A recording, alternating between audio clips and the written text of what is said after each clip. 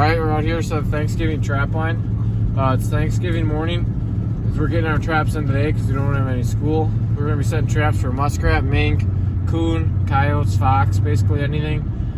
Setting a couple hay sets for coyotes. Setting a lot of culverts and trails for muskrats and coon. Culverts is usually my favorite thing to check because usually I'm checking my favorite thing to set. Usually I'm checking my traps before school, and they're super easy to check, super fast.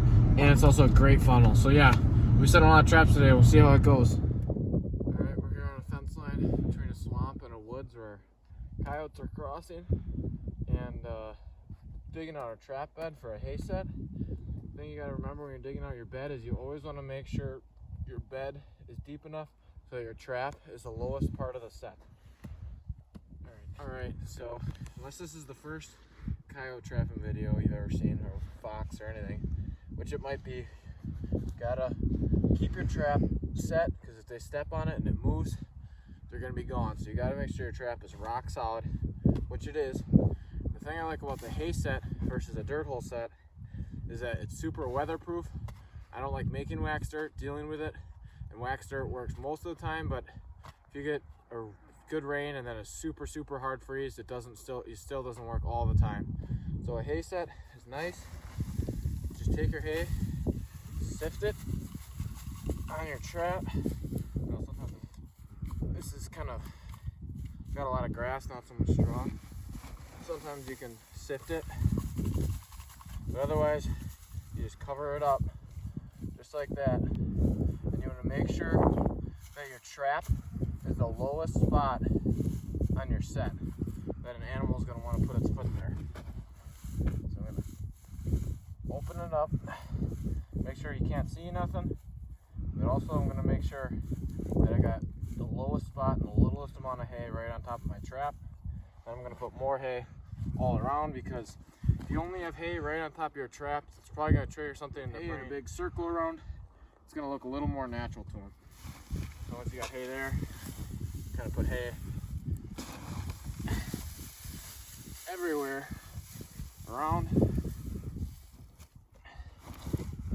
Here's the good stuff for sifting. Hay everywhere around the trap. Like you said, you gotta make sure your trap is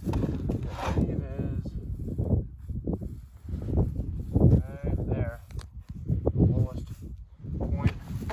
So if you want, take some stuff from the grass around you,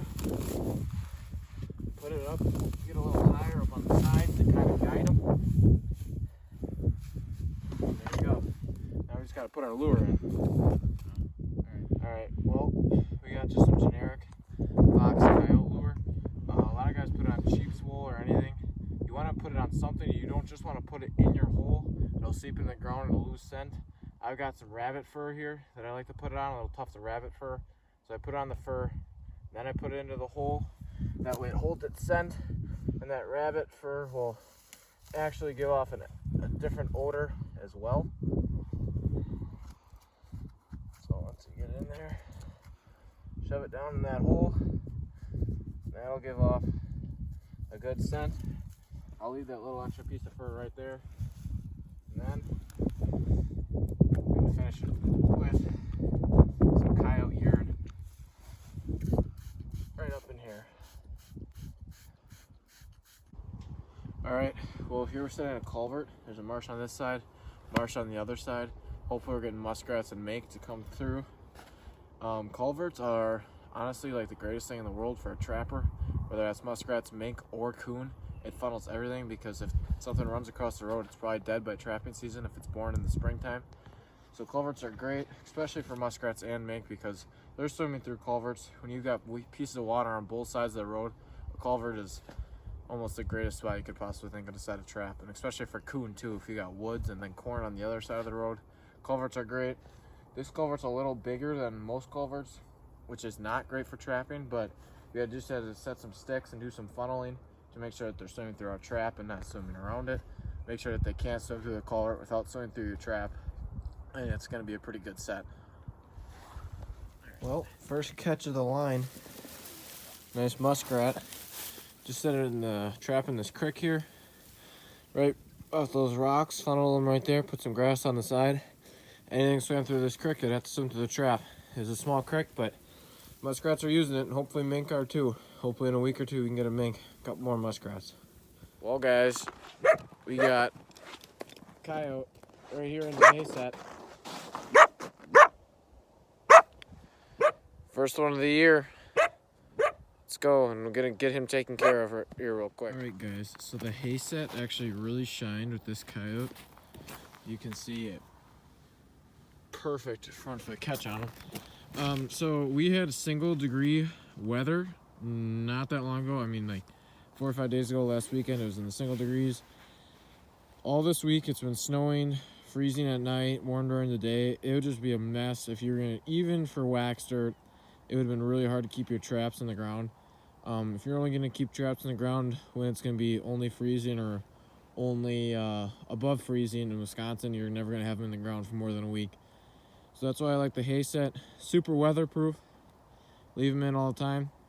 You know, you don't cover them up with dirt, and you don't really ever have to pull them. So here you go. Here's proof of the hay set being weatherproof. Could not have been any worst possible weather for them. It even froze again last night, but you know what? Got a perfect catch on this coyote.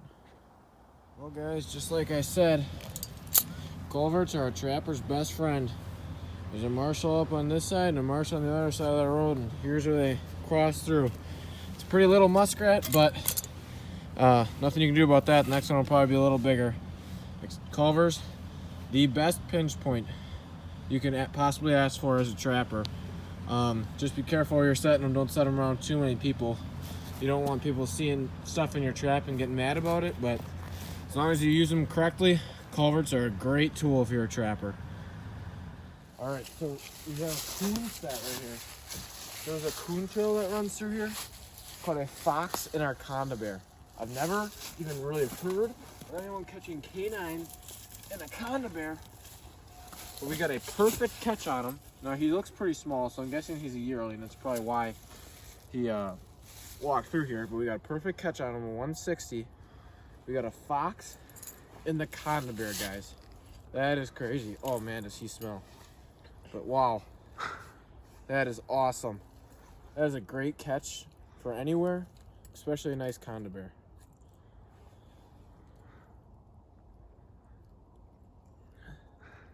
All right.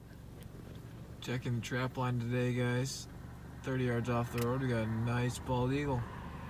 That is sweet.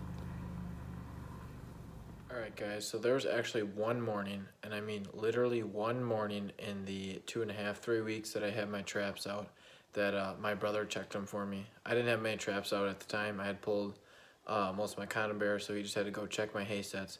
And in that one morning, a hay set that I had not caught anything in all year, or the entire time it was out, had my personal best raccoon. It was just over 22 pounds. I haven't trapped a lot of coon in my day, but it's the biggest one I've got so far. So here's some footage of that. Got a nice tail on him. Guys, this is kind of funny. So this is the conda bear I caught that fox in. And there was a trail running right through there.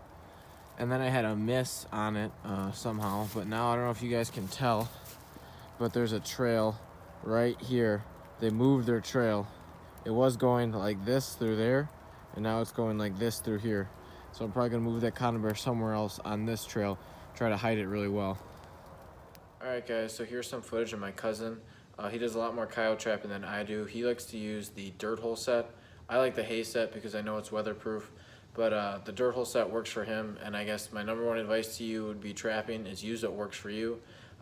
The hay set works for me. I know it's gonna go off in bad weather, but the dirt hole set obviously works for him. He gets a lot of coyotes every year. So here's some footage of one of his checks. Checked traps this morning early and didn't have anything in them, but I got a text around noon saying I had a live one in the trap, and sure enough, there he is. Come right up to him.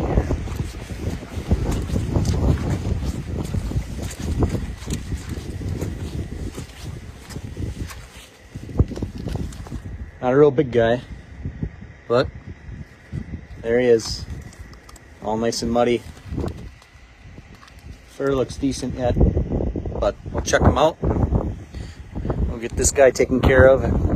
It is just a mud mess up here, but all right, another day. Coyote number 3. Alright guys, so that's it for the late fall trapping video. I hope you guys had a fun time watching it. I sure had a fun time making it. I love trapping. I think it's just another way that you can enjoy the outdoors.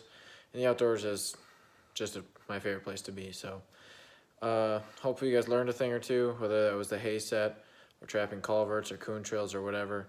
I'd say it was a pretty successful trap line. We ended up getting fox, coyote, coon, muskrats. All in all, it was a good deal. Had a lot of fun. Hopefully you guys learned something. And if you like the video, like and subscribe and go check out some of my other ones.